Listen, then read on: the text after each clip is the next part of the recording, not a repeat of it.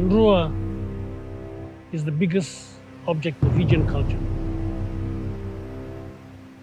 You must remember, without Drua, there's no human being in Fiji. Only the plants and trees and the coconuts. Our forefathers brought us here 3,500 years ago. And they named this ocean Moana. Moana means you go where the bow of your canoe takes you. Nowadays, they're known as Pacific Ocean.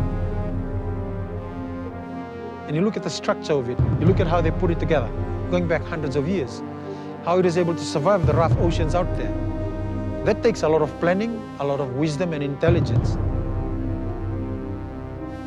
So now you have the opportunity to learn from those lessons, translate it into how you prepare and perform on a rugby field. The principles are the same.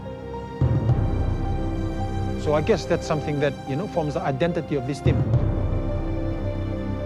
How we can look at it is bringing back that name of the Drua connects us to our origins, our identity, and who we are as a people.